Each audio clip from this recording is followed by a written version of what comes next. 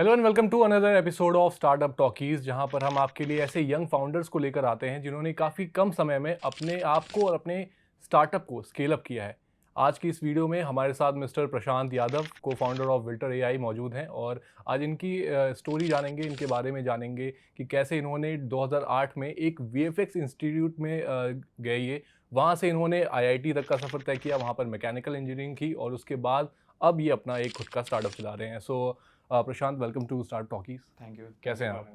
बढ़िया जी, बहुत ही बढ़िया। और आई थिंक सबसे पहला सवाल जो मैं ये पूछना चाहूँगा वो है कि व्हाट इज़ विल्टर डॉट एआई और ये करता कैसे, क्या इम्पैक्ट लाना चाहते हैं आप? Wilter.ai हमने एक प्लेटफॉर्म बनाया है। हमारे जो एंड क्लाइंट्स होंगे जिनके लिए प्लेटफॉर्म बनाया है इज़ बिजनेसेस जो B2C बिजनेसेस चला रहे हैं। सो D2C ब्रांड्स, बैंक्स, जिनके पास भी एंड कंज्यूमर से जिनको संपर्क करना होता है, जिनको एंड कंज्यूमर से बातचीत करनी होती है, उन लोगों के लिए एक प्लेटफॉर्म बनाया है जहाँ पे वो अपने कंज्यूमर्स के साथ एक वीडियो के तरीके से हाइपर पर्सनलाइज्ड वे में कम्युनिकेट कर सकते हैं। इसका अच्छा समझने का एग्जांपल ये हो सकता है कि पहले आप ईमेल से जब बिजनेसेस आपको ईमेल भेजते थे तो वहाँ पे डियर कस्टमर जैसी लैंग्वेज होती थी। For example, dear customer please update your policy और please check out the items in your cart. पर अभी वहाँ पे डियर कस्टमर की जगह आप अज्यूम करोगे कि डियर अंकित, डियर प्रशांत लिखा है। ये जो पर्सनलाइजेशन है, इनसे उनको यूज़र एक्टिविटी में इंक्रीज मिला था, उनको ज़्यादा एक्शन देखने मिला था यूज़र्स की तरफ से। यही एबिलिटी अब हम विल्टर के थ्रू वीडियोस में ला रहे हैं, जहाँ पे आप एक ब्रांड हैं अगर, तो आप लोगों के इनबॉक्स तक एक हाइपर पर्सनलाइज्ड वीडियो पहुंचा सकते हो, जिस वीडियो के अंदर आपका ब्रांड एम्बेसडर या फिर आपका वीडियो बोलेगा hello Ankit, hello Prashant, and वहाँ पे मेरे कार्ट के प्रोडक्ट्स होंगे, आपके लिए आपका फूड आइटम होगा, अगर आप वेजिटेरियन तो वेजिटेरियन फूड आइटम का ऐड होंगे, all of this in a automatic way. So जितना आसान एक ईमेल लिखना होता था या फिर जितना आसान एक ईमेल टेम्पलेट बनाना है ब्रांड के लिए, उतना ही आसान एक वीडियो टेम्पलेट बनाना हो। और जो अगर आपके 5 मिलियन यूज़र्स हैं जहाँ पे आप हर दिन उनसे कांटेक्ट कर रहे हैं, उदाहरण के लिए आप एक एयरलाइन है, अगर डेली 5 लाख यूज़र्स आपके उड़ रहे हैं आपके एयरलाइंस में, उनको डेली आपको 5 लाख टिकट्स भेजने हैं जो आप वीडियो बना सकते हो आप उसकी, या फिर आप उनको प्रमोशन कोई भेजना चाहते हो जो हर किसी के लिए यूनिक है। अगर आप फ्लाइट के साथ मील लेते हैं तो आपको उसका प्रमोशन आ सकता है। मैं नॉन वेजिटेरियन मील लूँगा तो मेरे को उसका प्रमोशन आ सकता है। अगर आप सीट अपग्रेड करेंगे तो उसका प्रमोशन आ सकता है। तो इस तरीके से इन ब्रांड्स के लिए अब ईमेल लिखने जितना ईजी हो जाएगा, एक वीडियो टेम्पलेट बनाना जो उनके हर यूज़र के लिए यूनिक रहेगा, पर्सनलाइज मैसेजेस वो दे सकते हैं। यूनिक रहेगा। राइट प्रशांत, मतलब आप काफ़ी अच्छा काम कर रहे हैं एंड आई नो कि ये करना अभी आप जिस तरीके से बता रहे हैं उतना आसान नहीं रहा होगा। आपकी जर्नी के बारे में भी हमने देखा, तो आप 2008 में वीएफएक्स इंस्टीट्यूट गए, वहाँ से फिर आपने मैकेनिकल इंजीनियरिंग करने के लिए आप आईआईटी गए, देन आपने एक अपनी मीडिया कंपनी भी चालू की। तो क्या था ये पूरी जर्नी, कैसी रही विल्टर तक आने तक की पूरी जर्नी के कैसी रही आपकी, क्या क्या चैलेंजेस है, प्लीज़ आप वो शेयर करें। देखो, इसके लिए कुछ मोमेंट्स में मेरे को मैजिकल भी लगता है कि सब कुछ जो मैंने बचपन से किया है, जानते हुए या ना जानते हुए कि ये बाद में मेरे को काम आएगा कि नहीं आएगा, आज के दिन में मेरे रोज़ाना के काम में या फिर विंटर में मेरे को हर चीज़ वो काम आती है जो जहाँ जहाँ मेरा समय गया है। 2008 से, जैसे आपने बोला, अगर वहाँ से शुरू करूँ तो मैं 8वीं 9वीं क्लास में था एंड मुझे कार्टून देखने में बहुत रुचि थी, पर मैं चाहता था कि मैं खुद के शोज़ लिख पाऊँ, बना पाऊँ। तो वहाँ से टेलीविज़न एंड शो में रुचि आई थी। एंड और मेरे पेरेंट्स ने बहुत सपोर्ट किया। उनको हो सकता लगा हो कि बस शौक है, अभी निकल जाएगा, पर उन्होंने पूरे 2 साल का एक कोर्स स्कूल के साथ ज्वाइन करवाया मेरे को, जिससे मेरे को first knowledge of post production, editing क्या होती है, VFX क्या होता है, 3D एनिमेशन क्या होता है, गेमिंग में कैसे जाते हैं, फोटो एडिटिंग क्या होती है, सब कुछ ये सब मेरे को 2008 और 9 में पता लगा। तो उससे इस दुनिया में मैं कंफर्टेबल हो गया था कि वीडियोस एंड पोस्ट प्रोडक्शन क्या चीज़ होती है, समझ में आ गया था। बट प्रशांत, मैकेनिकल इंजीनियरिंग वो भी आईआईटी जैसे कॉलेज से, वहाँ से फिर स्टार्टअप की दुनिया, मतलब लोग तो यही चाहते हैं कि एक जॉब लग जाए अच्छी, वो भी आईटी से निकल के तो एक हाई पेइंग जॉब आपको प्रॉमिस की जाती है। वो सारी चीज़ें छोड़कर अपना हसल, ये सारी चीज़ें कैसे कर पाए आप? इसमें भी उसी कॉलेज के कल्चर का थोड़ा सा हाथ है। अभी आप बाहर से भी सुनते होंगे कि आईआईटी दिल्ली से काफ़ी सारे स्टार्टअप फाउंडर्स निकले हैं। हमारे टाइम पे भी जब हम विद्यार्थी होते थे आईआईटी के, तब हमें भी उदाहरण दिए जाते थे उन्हीं लोगों के जो हमारे कॉलेज से निकले हैं और अपना कुछ कुछ कर रहे हैं। तो उसी तरफ से मेरे को अभी भी ऐसा लगता है कि आईआईटी दिल्ली में, स्पेसिफिकली द दिल्ली ब्रांच में, एक ऐसा कल्चर बना हुआ है कि आप अगर यहाँ से निकल रहे हैं तो आप कुछ अपना करना चाहेंगे, आप कुछ एक ऐसी प्रॉब्लम सोसाइटी की सॉल्व करना चाहोगे जो फिर आपको रिवॉर्ड्स दे देगी। तो वो कल्चर ही ऐसा कि हमने अपने सीनियर्स को भी यही करते हुए देखा है। अपने सुपर सीनियर्स को 10 साल पहले, 20 साल पहले भी जो निकले हैं, वो भी अब अपने एंटरप्रेन्योरशिप जर्नी में हैं। तो हमने देखा ही वो है कॉलेज में, तो वही आदत पड़ी और वही रुचि आई, वही चैलेंज आया कि हमको भी उसी तरीके का एक उदाहरण बनना जैसा हमने अपने सीनियर्स का उदाहरण देखा था। राइट, मेरा क्वेश्चन भी अगला यही होने वाला था कि जो हम डिबेट एक चलती रहती है एक जॉब और एक स्टार्टअप फाउंडर का, तो जॉब वाले लोग भी कहते हैं कि नहीं, हमारी लाइफ काफ़ी बैलेंस्ड है, और जहाँ पे एक साइड पे एक स्टार्टअप जो बंदे कर रहे हैं वो कह रहे हैं कि हम 24/7 हमें स्टार्टिंग में देना ही पड़ेगा। तो ऐसे में आप कैसे देखते हैं दोनों ये सिनेरियोज को? देखो, ये मेरे हिसाब से तो टेस्ट की बात है। आपको अपने इमीडिएटली आफ्टर कॉलेज, अपने अर्ली 20s और मिड 20s आपको किस तरीके के लाइफस्टाइल में डालने हैं। तो दोनों ही जो पाथवेज हैं उनसे अच्छे रिजल्ट्स आ सकते हैं। दोनों ही पाथवेज से हो सकता है कि आप 5 साल बाद, 6 साल बाद रिग्रेट करें। जॉब में भी एक स्टैग्नेशन का रिग्रेट हो सकता है, स्टार्टअप में भी एक फेलियर का रिग्रेट हो सकता है। दोनों जगह आप एक स्टेबल पोजीशन पे पहुंच सकते हो। दोनों जगह रिस्क और रिवॉर्ड का अपना अपना रेशियो है। तो इस पर निर्भर करता है कि आपका टेम्परामेंट कैसा है। अगर आप चाहते हो कि मेरे को रिस्क से मैं कंफर्टेबल नहीं हूँ, अगर मैं रिस्क से कंफर्टेबल नहीं हूँ तो शायद मेरे लिए जॉब ज़्यादा बेटर रहेगी। अगर मेरे को रिस्क में स्ट्रेस नहीं होता है, मेरे को रिस्क चैलेंजिंग लगता है, मेरे को नए प्रॉब्लम्स सॉल्व करना, नए चैलेंजेस रहना, उससे मेरे को एक्साइटमेंट आता है, तो हो सकता है मैं जॉब में उतना एक्साइटेड ना रहूँ। जी, मतलब इसका मतलब कि हमें अपनी अपनी रिस्क एपेटाइट के हिसाब से, आप कह रहे हो कि अगर आप जॉब में हो वहाँ भी सेम चीज़ें, पॉसिबिलिटीज़ हैं। और लेकिन स्टार्टअप की जब भी हम बात करते हैं प्रशांत, तो एक चीज़ जो आ जाती है कि वो है यार फंडिंग की। बिना फंडिंग के स्टार्टअप पॉसिबल नहीं है। या तो आप अपने पैसे लगाओ या फिर आप कहीं से फंडिंग लेकर आओ। फंडिंग भी खूब चल रही है स्टार्टअप में, और एआई में तो मतलब लोग जमकर इन्वेस्ट कर रहे हैं, हर कंपनी अपने बाद एआई लगा रही है। तो ऐसे सिनेरियो में इस समय पर एआई में आपको क्या लगता है कि फंडिंग ज़्यादा ज़रूरी है, बेटर आइडियाज़ ज़्यादा ज़रूरी है, क्या ज़्यादा इम्पोर्टेंट है इस समय पर? ज़रूरी ये है कि आप सोसाइटी की कोई ऐसी प्रॉब्लम सॉल्व कर पा रहे हैं जिसके लिए society will be willing to reward you back.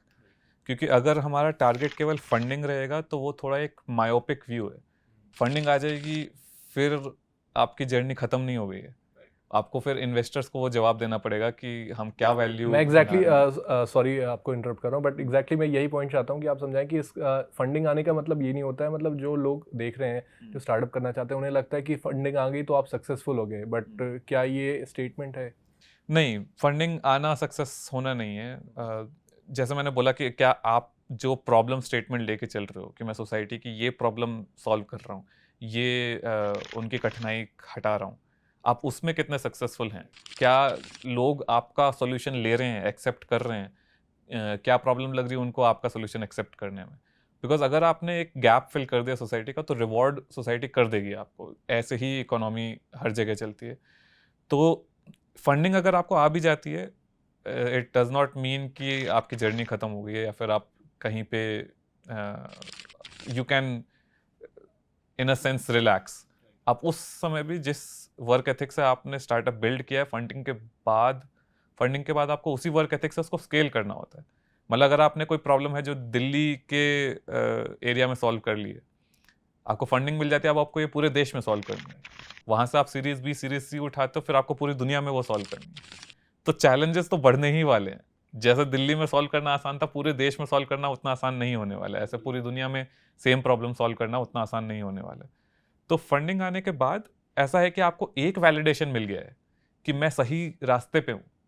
At least एक एरिया के लोगों की तो मैंने प्रॉब्लम सॉल्व कर दी, और इफेक्टिवली सॉल्व की, अफोर्डेबली सॉल्व की, एट स्केल सॉल्व की। वो सारी चीज़ें आपको एक वैलिडेशन देती है कि हाँ, इन्वेस्टर मेरे पे भरोसा कर रहा है, तो मतलब मैं शायद सही राह पे हूँ। पर आपको सेम वर्क एथिक कंटिन्यू करना पड़ेगा कि जिस तरीके से प्रॉब्लम्स को देख के मैंने दिल्ली में सॉल्व किया था, उसी तरीके से, उसी वर्क एथिक से और उसी माइंडसेट से मेरे को बाकी सारी प्रॉब्लम्स सॉल्व करनी है। तभी फंडिंग के बाद अगली फंडिंग या फिर इवेंचुअल प्रॉफिट आने वाला है।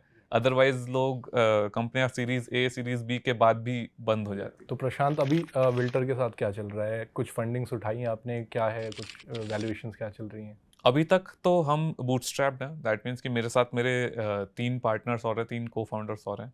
हम चारों ने मिलके अपने कैपिटल पे अभी तक इसको चला रखा है। थोड़ा रनवे है अभी हमारे पास, और थोड़े टाइम और हम इसको बूटस्ट्रैप मोड में ही चलाएंगे।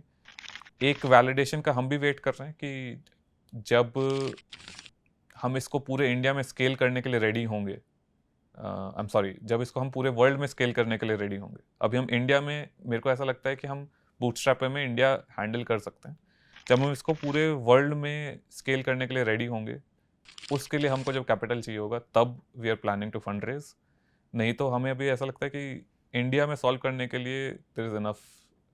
बट जैसे आप एक्सपेंशन की बात कर रहे हो, अगर आप इसे ग्लोबल लेवल पर लेकर जाना चाहते हो तो क्या स्ट्रैटेजीज होनी चाहिए? लाइक आपको लगता है कि कोई इंडियन कंपनी ग्लोबल जा सकती है? बिकॉज हमने रिसेंट टाइम्स में तो ऐसा कुछ देखा नहीं। ज़्यादातर जो चीज़ें हम बाहर से ही कॉपी हो रहे हैं स्टार्टअप्स, और वहाँ पे, बट ठीक है, एनीवेज वो अच्छा कर रहे हैं। बट क्या ऐसा पॉसिबल है कि यहाँ की कोई कंपनी बाहर जाके एक ग्लोबल कंपनी बने? देखो, इसमें ये है कि आप, again I go back to my original point, कि आप सोसाइटी की जो प्रॉब्लम सॉल्व कर रहे हो, अगर वो सोसाइटी ग्लोबल है तो आपका सोल्यूशन भी ग्लोबली अप्लाई होना चाहिए। कई बार ऐसा होता है कि लोकल जोग्राफीज़ के कुछ चैलेंजेस होते हैं। फॉर एग्जांपल, अगर आप राइड शेयरिंग ऐप्स की बात करोगे, तो अमेरिका में उनका सिस्टम कुछ और है, यहाँ पे वो सिस्टम चलेगा नहीं। Entertainment, OTT and movies western markets में या यूएई मार्केट्स में किसी और तरीके से चलते हैं, यहाँ पे किसी और तरीके से चलेंगे। पर विल्टर के केस में specifically, the hyper personalised videos at scale, उसके लिए अभी हमारा हाइपोथेसिस यही है कि it's a global problem. Every B2C business, वो चाहे वेस्टर्न मार्केट में है, मिडिल ईस्ट में है, यूरोपियन मार्केट में है, उनकी प्रॉब्लम वहीं पे है कि they want to send a hyper personal message to all of their users. वो अपने डेली के 5 लाख, 10 लाख, 20 लाख यूजर्स को डेली एक मैसेज भेजना चाहते हैं जिससे वो पर्सनली कनेक्ट कर पाएँ। एंड वीडियो देख के वर्ल्ड वाइड लोग बेटर रिएक्ट करेंगे देन टेक्स्ट पढ़ के। वो ज़्यादा पर्सनल कनेक्ट है, जो एक ह्यूमन लेवल पे प्रॉब्लम सॉल्व कर रहा है, ह्यूमन लेवल पे कंज्यूमर बिहेवियर इन्फ्लुएंस कर रहा है, जो अभी ऐसा लग रहा है हमको कि is a global problem, and so उसका एप्लीकेशन भी ग्लोबली होना चाहिए। तो इट इज़ बाउंड बाय कि आपका जो प्रॉब्लम स्टेटमेंट आपने उठाया है वो क्या ग्लोबल है कि नहीं है।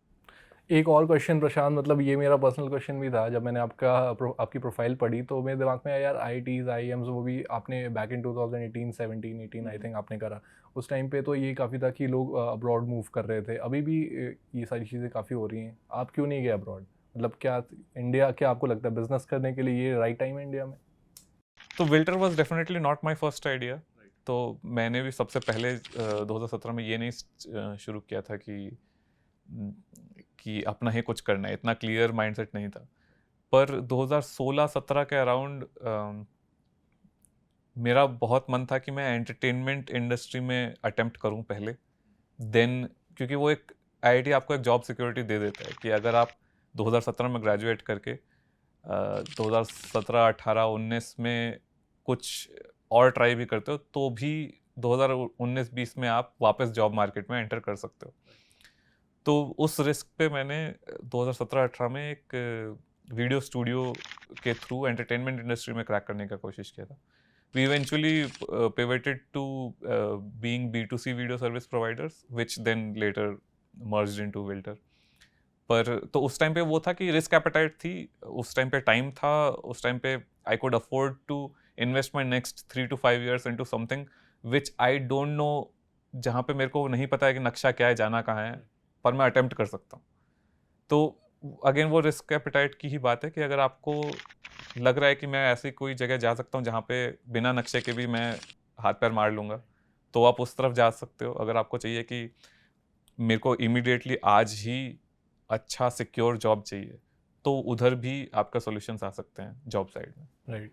प्रशांत, एक चीज़ और जो हम एआई के बारे में सुन रहे हैं, मतलब लास्ट 2 साल से जब से एआई का ज़्यादा ही हाइप हो गया, जब से ओपन एआई, चैट जीपीटी, ये सारी चीज़ें आई, तो वही कि जॉब रिप्लेस हो जाएंगी, बहुत सारी वीडियो एडिटर्स की जॉब्स और ये सारी जॉब्स जो हैं, जो बेसिक लेवल की जॉब्स हैं, वो रिप्लेस होने की बात हो रही है। आपके केस में भी मैं देख रहा हूँ कि ठीक है, विल्टर या एक पर्सनलाइज मैसेजेस वगैरह कर रहे हैं, उसमें भी कुछ पार्ट अगर वो एआई जनरेटेड नहीं होते तो मे बी एक ग्राफिक डिज़ाइनर उसे डिज़ाइन करता, एक वीडियो एडिटर उसमें कुछ अपने इनपुट्स डालता। आपको लग रहा है ये सारी जॉब्स आप रिप्लेस कर रहे हो?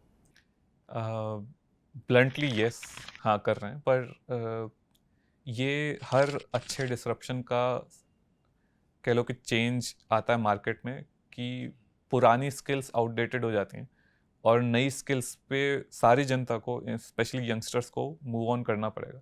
आप इसको बहुत ही हिस्टोरिक वे में भी ले सकते हो कि जब इंजन कार्स आनी चालू हुई थी, तो जब कार्स ने सड़कों पे टेक ओवर चालू किया होगा, तो जितने भी अस्तबल रहे होंगे या फिर घोड़ों की देखरेख करने वाले लोग रहे होंगे, सबका जॉब मुश्किल में पड़ेगा। जो पहले घोड़ों की पूरी इंडस्ट्री चलती थी, वो सारी इंडस्ट्री एक एक करके ख़त्म हुई। अब चाहिए ये कि आप चेंज को दुनिया में नहीं रोक सकते हो। तो अगर आप घोड़ों के बिजनेस में थे, तो अब आपको कार के बिजनेस में आना पड़ेगा। अगर आप पहले कंटेंट राइटर थे, तो अब आपको कंटेंट एडिटर बनना पड़ेगा। अगर आप पहले ग्राफिक डिज़ाइनर थे, तो अब आपको ग्राफिक स्ट्रैटेजी में जाना पड़ेगा कि मैं एज एन इंडिविजुअल अगर दिन में 10 ग्राफिक्स बना सकता था, how can I collaborate with AI to produce 200-300 graphics now. तो एआई और ह्यूमन वर्कर्स को और ह्यूमन कंट्रीब्यूटर्स को कॉम्पीट नहीं करना है, एटलीस्ट मेरे हाँ, मतलब एक कोलैबोरेटिव उनका विजन होना चाहिए। बिल्कुल, मतलब आप सही बात कर रहे हो, बट लोगों में फियर बहुत है कि मेरी जॉब रिप्लेस हो जाएगी, शायद नेक्स्ट 5 साल में मेरे ये शायद जॉब रहे ही ना, ऐसी भी लोगों में बातें हैं। तो ऐसे लोगों के लिए क्या आप कहना चाहोगे? देखो, किसी भी तरीके का एक इंडिविजुअल, आप समझ लो एक इंडिविजुअल, एक वीडियो एडिटर, एक फोटोग्राफर, कोई भी आपको देख रहा है, उनको क्या करना चाहिए? किसी भी तरीके के डर को हटाने के लिए मेरे को ऐसा लगता है कि एजुकेशन इज़ क्रिटिकल। अगर आपको कोई एरिया ऐसे भयभीत करता है, तो आपको चाहिए कि उसमें एग्जैक्टली हो क्या रहा है, वो आप उसको पढ़ लो या उसको जान लो। एजुकेशन से ही फियर जा सकता है। तो अगर आप एडिटर हो, आप ये जानो कि एआई एडिटिंग में क्या चीज़ एलिमिनेट कर रहा है, किस चीज़ की अब ज़रूरत नहीं है और किस चीज़ की ज़रूरत है। सब कुछ एक साथ तो नहीं एलिमिनेट हो रहा है। तो आप देखो कि जिस चीज़ की एआई, जो चीज़ एआई रिप्लेस कर सकता है, उसमें आप भी एआई टूल्स पे शिफ्ट करो, और जिन चीज़ों में एआई रिप्लेस नहीं कर सकता है, वहाँ पे अपनी स्किल बिल्ड करो। फॉर एग्जांपल, कंटेंट राइटिंग में सबसे पहले चैट जीपीटी ने रिप्लेसमेंट चालू किया था। अब कंटेंट लिखने के लिए अगर आपको ह्यूमन स्किल की ज़रूरत नहीं है, तो वो स्ट्रैटेजी बनाने के लिए, सही टाइमिंग पकड़ने के लिए, उन चीज़ों के लिए ज़रूरत पड़ेगी। तो जितने भी कंटेंट राइटर थे, वो अब एडिटर्स पे अपने आप को अपग्रेड कर सकते हैं। ठीक है, जो फ्रीलांसर्स हैं जो एडिटिंग कर रहे हैं, उनको अब ये देखना है कि कौन सा मार्केट है जिसमें किसी को अगर एआई मिल रहा है, तो वो फ्रीलांसर के पास नहीं जाएगा। तो समय आ गया है कि अब दूसरा मार्केट ढूंढो जहाँ पे एआई की या तो ज़रूरत नहीं है, या एआई वो कर नहीं पा रहा है जो आप कर पा रहे हो। तो एजुकेशन से ही, अवेयरनेस से, उस स्किल अपग्रेड से हम उस फियर को टैकल कर सकते हैं। एग्जैक्टली, मतलब वही है कि आपको खुद को स्किल अप करना पड़ेगा, ये सारी चीज़ें करनी पड़ेंगी, वरना बहुत सीधा सीधा जवाब है, बहुत ब्लंट जवाब था कि आपकी जॉब रिप्लेस हो रही है। ओके, विल्टर पे वापस आते हैं। अभी आप क्या क्लाइंट्स मैनेज कर रहे हो, किन के साथ काम कर रहे हो?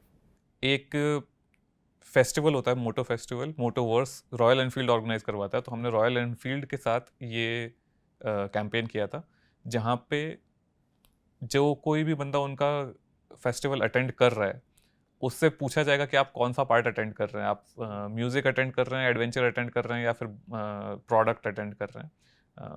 तो उसके हिसाब से आपको डेली एक आपकी पर्सनलाइज्ड आफ्टर मूवी मिलेगी, जिसमें आपकी फ़ोटोज़ और आपकी वीडियोज़ भी होंगी। तो हर किसी के लिए अपनी खुद की एक आफ्टर मूवी बनेगी उस फेस्टिवल से, जो 3 दिन का था। हर दिन की आपको एक पर्सनल आफ्टर मूवी मिली थी।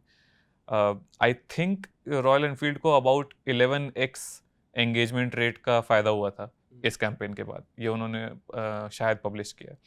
इसके अलावा हमने W4Women करके एक ब्रांड है, उनके साथ एक वर्चुअल ट्राई ऑन करके कैंपेन लॉन्च किया था, जहाँ पे आप प्रोडक्ट चुन के और अपनी फ़ोटो अपलोड करके ऐसा देख सकते हो कि ये प्रोडक्ट आपके ऊपर कैसा लगने वाला है, आपको एक फुल बॉडी फ़ोटो आ जाएगी। आई थिंक इसकी तो सबसे ज़्यादा नीड है, क्योंकि हम बहुत कंफ्यूज जाते हैं, हम सबसे विश लिस्ट में ऐड करते जाते हैं चीज़ें और हमें समझ नहीं आता कि एक्चुअल में ये लगेगा कैसा। और फिर वही होता है कि हम ऑर्डर करते हैं, फिर 3-4 बार वो ऑर्डर रिटर्न होते हैं, दोबारा आते हैं। सो आई थिंक ये तो बहुत ही अच्छा काम कर रहे हो आप। ओके प्रशांत, एक लास्ट थिंग मैं चाहूँगा कि यू हैव 90 सेकेंड्स और आप wilter.ai को पिच कर सकते हैं फॉर द ऑडियंस या फिर जो भी इन्वेस्टर्स इसे देख रहे हैं। Anytime a brand wants to communicate with the end user, you want some action at the end of the user. This is very natural to see that videos can influence more action than any plain text or email, because videos help the end consumer feel visually immersed. They get more of the product experience and they feel like they can make better decisions. Another thing, when the communication is relevant to the user feels delighted and feels like this is adding value to me rather than this is annoying and this is spam.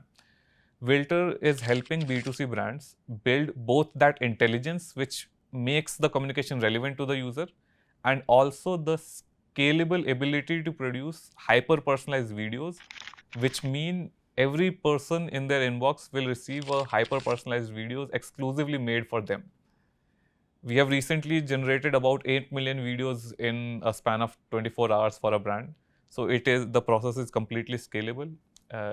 If you have a B2C brand and you also wish to take your B2C communications from text to video, make it hyper personalized, then Wilter is the platform that can help you scale. Thank you so much Prashant for your time and I hope कि जो भी viewers हमें देख रहे हैं उन्हें भी काफ़ी इंसाइट्स मिले हों। ऐसे यंग फाउंडर्स से हमें बहुत कुछ सीखने को मिलता है एंड आई होप कि आप विल्टर को काफ़ी जल्दी स्केल अप करें और काफ़ी ऊंचाइयों को छुए। Thank you so much Prashant.